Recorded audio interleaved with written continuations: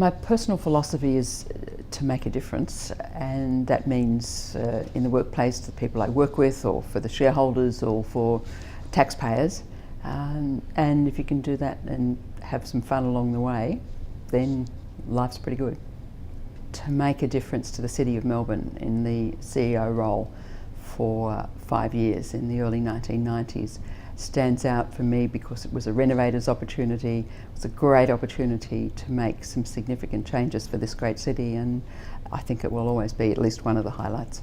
I think it's important when you're working to think about people who are not as well off, or to think about other pursuits, and I've always been involved in something in addition to work and the family, in the arts, in universities, and in charities, and I think making a difference is something I've always wanted to do, and that's one way of doing it for me.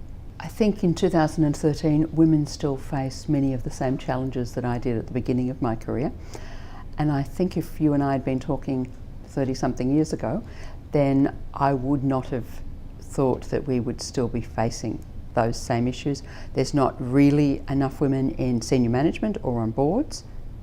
That's changing, but too slowly. It's an enormous waste of talent, quite apart from anything else. And I think, especially in the private sector, more so than the public sector, women are still facing significant discrimination, usually more subtle than a few years ago, based on gender alone, not on their ability. And I think that's still a significant but perhaps hidden problem that women face. I did my honours degree at Trobe. It was still, this is the early 70s, a relatively new university.